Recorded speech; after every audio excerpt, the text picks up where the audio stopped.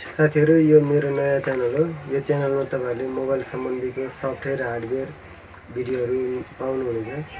मेरो च्यानललाई like comment subscribe गरिदिनु होला। यस्तै भिडियोहरु लिएर आउन मलाई सहयोग हुनेछ।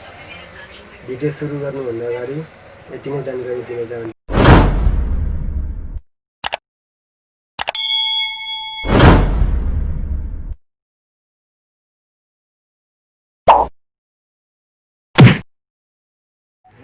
मसँग छ आज नोकिया 130 मोडल फोनमा समस्या छ।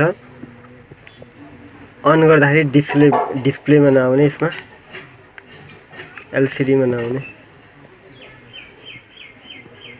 यसलाई अन गरेर हेरौँ। यसको पुरै डिस्प्ले ब्ल्याक आइरहेछ। अब यसलाई कसरी ठीक गर्ने म तपाईहरुलाई देखाउँदैछु। यसको मोडल नम्बर पनि हेरिहालौँ।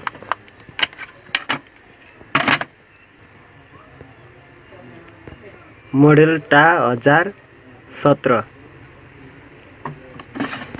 अब यसलाई खोल्ने सुरुमा सबै नोट खोलिसक्ने।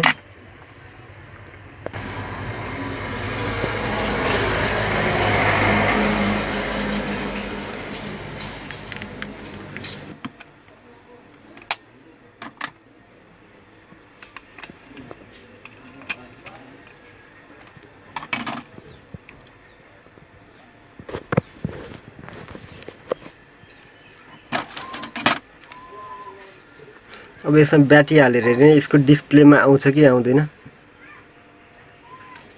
यदि आयो भने यसको लाइट आइसीमा समस्या हुन्छ। यसको लाइट आइसी बनाउने म तरिका सिकाउँछु।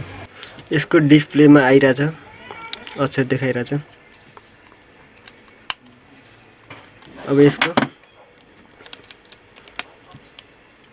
पुरानो नोकियाहरु C1 C2 110 112 पुरानो मोडलहरुमा चाहिँ 12 पिन भएको डिस्प्लेमा यो साइडमा 1 नम्बर 2 नम्बर 3 नम्बर 2 र 3 नम्बरमा चाहिँ लाइट आइसी को पोइन्ट छुट्याएको हुन्छ भने यो अहिलेको नयाँ फोनहरुमा चाहिँ यसको ठीक उल्टो यताको साइड पट्टि। अब यसको 1 नम्बरलाई छोडेर 1 नम्बर ग्राउन्ड पिन भइहाल्यो। 2 नम्बरको पिनमा चाहिँ लाइट आइसी को प्लस पिन जोडेको हुन्छ। यसमा चाहिँ प्लस पिनमा 2 नम्बरको प्लस पिनमा यसमा खुर्किने। यसमा खुर्किसकेपछि प्रिन्ट नबिग्रिने तरिकाले यसमा जम्पर यहाँदेखिको जम्पर हानेर यताबाट निकालेर यहाँ निकालेर यो पिनमा यसमा निकाले यसको यहाँ जोड्दा पनि हुन्छ र यहाँ जोड्दा पनि हुन्छ। यो फर्स्ट पिनमा फर्स्ट वाला रजिस्टरलाई यो साइड पट्टि म जोडेर देखाउँदैछु। पहिला जम्पर वायर लिने, त्यसपछि आफूलाई चाहिने नापेर काट्ने।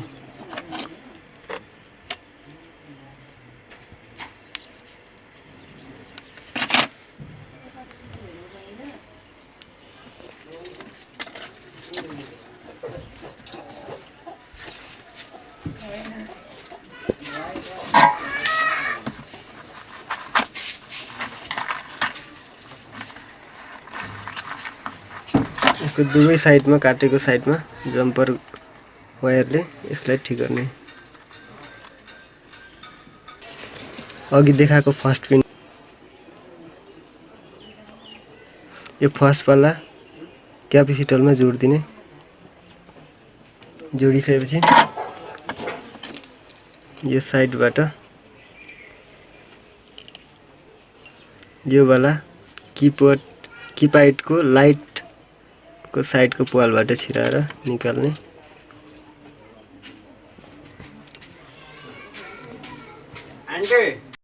बाह्र नम्बर 12 पिनको नम्बरमा 2 नम्बरको पिनमा खुर्किने। मजाले सोल्डरिङ खुर्किसकेपछि यसलाई सोल्डरिङ गरिदिने। सोल्डरिङ गरिसकेपछि सोल्डरिङ भइसक्यो। मजाले सोल्डरिङ भइसक्यो। यहाँ मजाले जोडिदिने। यो भयो भएन चेक गर्ने।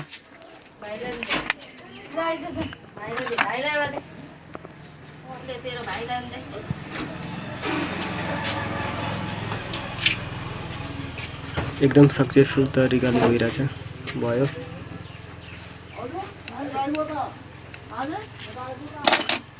यो भिडियोले तपाईलाई सहयोग पुर्याउन सक्यो भनेदेखि एक लाइक, एक शेयर, एक कमेन्ट गर्न नबिर्सिनु होला।